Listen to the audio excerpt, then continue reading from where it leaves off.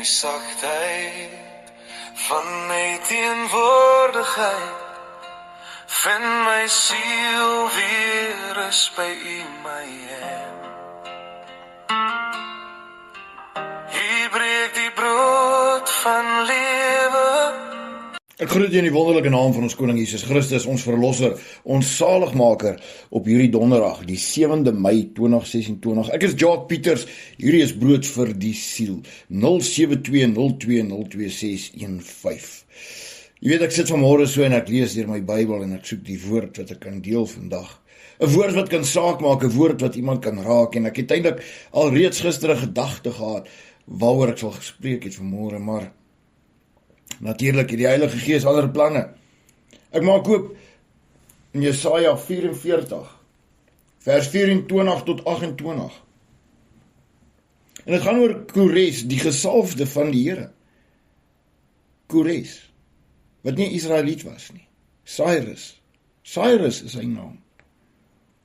So sê die Here, jou Verlosser, en hy wat jou geformeer het van die moederskoot af.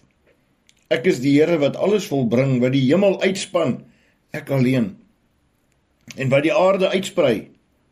Wie was met my, vra die Here.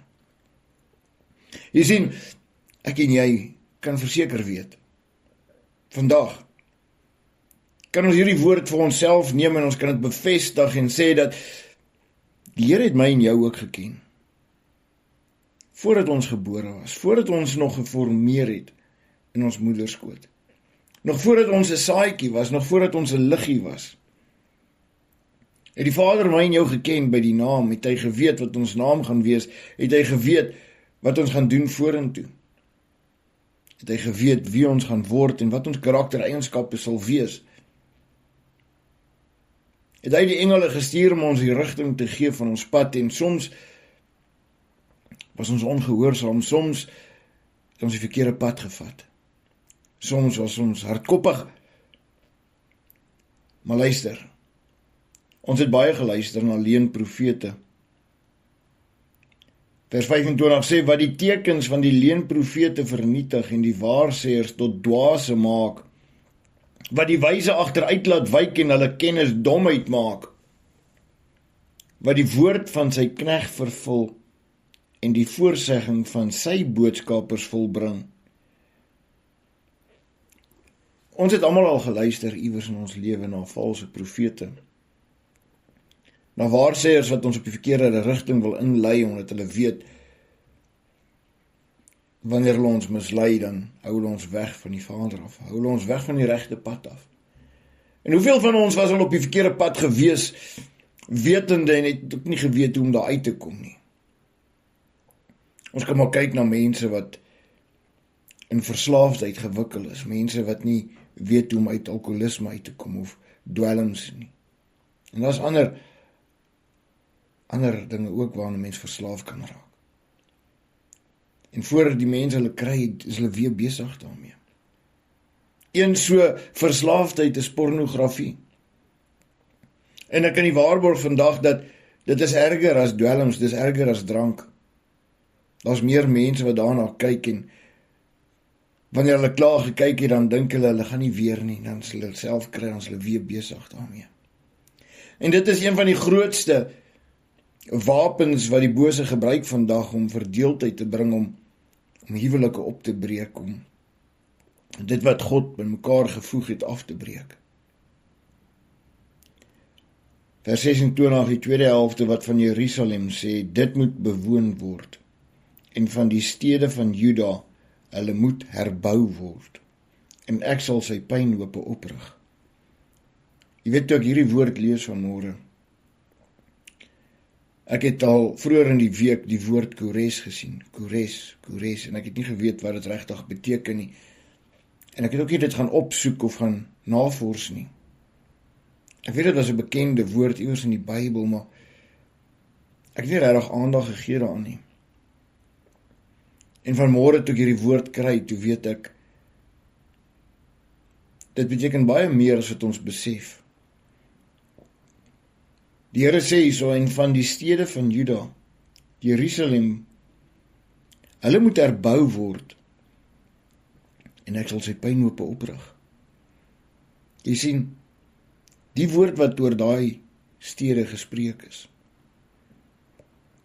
Sien ek vanmôre dat daar's baie mense vandag met pynhope. Pynhope in hulle gedagtes, pynhope in hulle siel, pynhope in hulle oë en ore. Pynhope, want hulle mure het geval. Hulle het opgegee.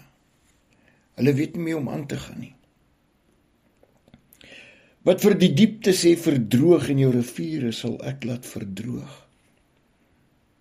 Hoeveel van ons is in die droogte?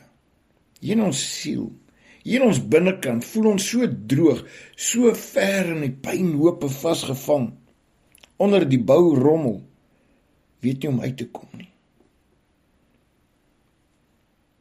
Wat die woord hier sê is, in vers 28, wat van Kores sê, hy is my herder, en hy sal alles volbring wat my behaag, deurdat hy van Jerusalem sê, dit moet gebou word, en die tempel moet gegrond word. Luister mooi, die tempel moet gegrond word. Daar's dinge wat moet gebeur in hierdie wêreld, waarin ek en jy lewe, wat baie mense nie verstaan nie. En ek gaan nie nou uitbrei oor die tempel nie, ek wil uitbrei oor jou, want vandag maak jy meer saak.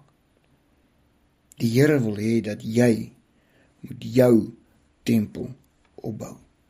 Jy moet herstel.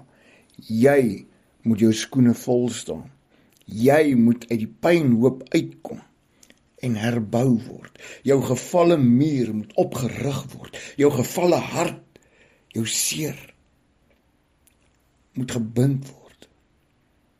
En dit moet verander in vreugde. Dit moet verander in 'n vrede wat net God jou kan gee. Jy moet jou gemoed verander sodat jy kan weet dat God het 'n plan in jou lewe, dat hy wil jou vorentoe vat, hy wil jou oprig, hy wil jou versterk. Genoeg het jy gedwaal in jou swakheid, genoeg het jy teruggekyk na die verlede, genoeg het jy gekyk na die pynhope van jou lewe, genoeg het jy gekyk na die mure wat geval het. Vandag sê die Here vir jou, rig jou mure op, herbou jou binnekamers, vestig jou hart op hom, sodat hy jou die vrede kan gee. Dat hy jou die vrede kan gee. Kom ons bid saam. Vader, dankie vir 'n nuwe dag, vir 'n woord uit die hart, 'n woord wat vanmôre gespreek is om iemand daar buite te help wat dit sal hoor. Vader, 'n woord wat dalk net een persoon se lewe kan verander. Maar daarom is ek dankbaar, Vader, dat U dit sal stuur na die een wat dit moet hoor.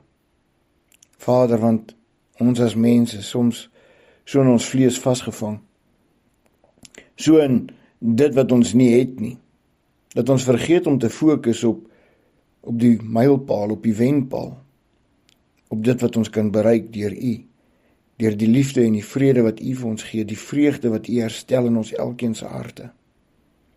Vader, rig ons op, soos net U kan. Versterk ons mure, sodat dit nie val nie, Here. Rig ons uit die pynhope, uit die stof, sodat ons sterk kan staan in die skoene wat U vir ons gee.